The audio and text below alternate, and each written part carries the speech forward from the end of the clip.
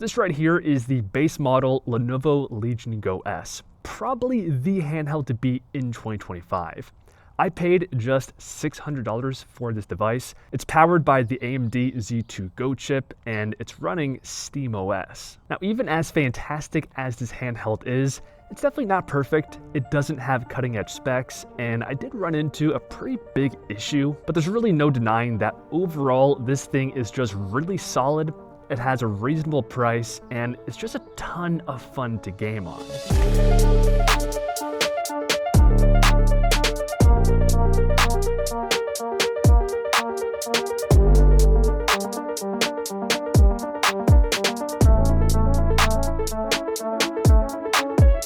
Beginning with the hardware, Lenovo as a company has some of the best designed and built laptops on the market, and that definitely translates to this device. Keep in mind, it's also a second generation product. I can definitely notice some pretty nice enhancements and overall just refinements that you would expect in a second generation product. So this handheld is built around an 8-inch 1920 by 1200 IPS display, and the panel here is high quality. Looking at this in person, the brightness, the colors, the contrast, it's all much better than I would have expected considering this is a $600 computer. The aspect ratio here is 16 by 10, so it's a little bit taller than the usual 16 by 9. And the bezels are also very thin. We have 4 buttons on either side of the display. The top ones are related to the Steam operating system. So this is how you go between home, library, store, settings, and so on. And the right one is giving you access to quick settings. Things like brightness, audio, Wi-Fi, Bluetooth, and some performance metrics. And speaking of the performance, this base model comes with the aforementioned AMD Z2 Go chip, 16 gigabytes of RAM, half a terabyte of SSD storage, and a 55.5 watt-hour battery. Now those are not the most impressive specifications. Again, this is a budget device. But here it's very important to keep in mind that this is running steamOS. And steamOS does 2 very important things for this device. One is that it gives this a very enjoyable console-like experience. So you can see here that when you turn on this device, it immediately brings you to this page showing you all of your games, the Steam store, and a few other console-like menus. And many people prefer that to just booting into your Windows desktop. But we do have a Linux desktop mode here that you could switch into. This looks and behaves a lot more like a traditional PC now, and we can launch applications like Firefox and even load up some YouTube videos. Quick speaker test. We have 2 front-facing units. This is 50% volume.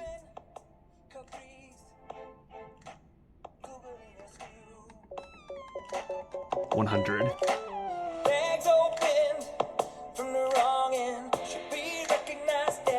But the other core advantage that this operating system gives this device is that it's a lot less intensive and heavy to run than Windows. And to give you guys some stats on this, the Windows operating system on idle uses about 4 gigabytes of RAM, and steamOS on idle is about 1 gigabyte. On average, we also have about half the background tasks running, which help to limit idle CPU draw and extend battery life. And this all means that even though the performance here isn't cutting edge, more of the available horsepower is going to be going towards gaming versus just running the system. Now with that said, that's just the base model of this device, and if you want, you can get this with Windows and even opt for the Z1 Extreme chip, which will deliver about a 25% boost to single core speeds and about 50% on the GPU. But just keep in mind that those models begin to get pretty expensive, and the Z1 Extreme is still not a cutting edge chip. So I still think the base model here is a really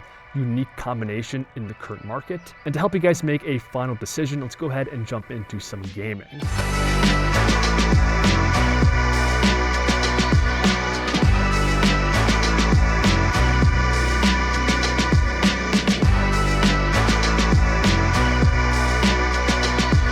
When it comes to gaming, I'm a huge fan of FPS games, which tend to be more medium weight games. And one great example of this is Counter-Strike 2. I had the game set to the native resolution of 1920 by 1200, medium settings, and we got a pretty consistent 60 frames per second. And aside from just the frame rate, the game overall looked really good, and it was very playable. Not quite good enough for competitive gaming, but extremely smooth and playable for casual purposes. I do want to mention that I was using the performance mode within the Steam operating system for all of these tests, and there was roughly a drop of 5 to 10 frames if you unplug the device. Next up, I moved to Marvel Rivals, which is a little bit more intensive. And here on the same native resolution, medium settings, I netted in the mid 40 FPS. Now that was a little bit low, so I did try low settings, native resolution, and that brought me up to the mid 50s. I also tested out Battlefront 2, a super fast-paced, fun game with lots of visual effects. And here again, medium settings, I was able to touch 60 frames per second. But on battery, it was down to about the mid 50s. And again, the game looked fantastic, it was smooth with a consistent frame rate, and it was a ton of fun to play. And I did put the settings down to low just to see the impact on the frame rate, and here it jumped all the way to the low 70s. And finally, I ran Black Ops 3 Zombies, which I'm going to use as a benchmark because I ran the same game on the original Legion Go with the Z1 Extreme chip. And on that device, again, medium settings, it pulled a pretty consistent around 85 frames per second. And running the same game on this device with the Z2 Go chip, I was in the range of 60 frames per second. So there's definitely a difference, but overall the gaming experience was pretty similar. Now, I did mention that there's one big issue I had with this device, and that's the game compatibility. Again, this is based off of Linux, so not every PC game is natively compatible with this. So we can see here in my library, we have different tabs showing all of my games, and then the officially compatible steamOS games. And you can see for me, only half of my games are officially compatible. Now, there is a program called Proton. If you go into the properties of one of these non-compatible games, we can enable this translation software. And this was how I was able to play Battlefront 2 on this device, even though technically it's not officially compatible. However, unfortunately, other games like Battlefield 1, I was unable to run on this device. So we can see here that I do have Proton enabled, but if I try to launch the game, I do not think it's gonna work. Yeah, it just kicked me back to the launch page.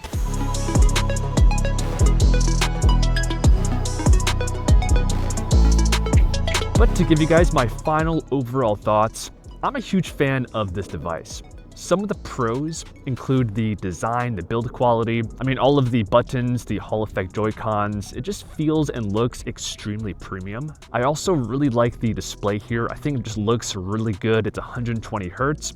Also, the performance really surprised me to the upside. Essentially, all of my games ran at native resolution at either medium or low settings. Really, the only cons are the game compatibility. Again, not every game runs on this device. And then the other downside is just the battery. The 55.5 watt-hour capacity doesn't really give this phenomenal battery life. We're talking 2, maybe 3 hours of gaming, depending on what you're playing. But I'll definitely be making more videos on this handheld, so let me know in the comments below what you want to see tested. I hope you guys enjoyed. If you did, leave a like, subscribe, and I'll see you guys in the next one.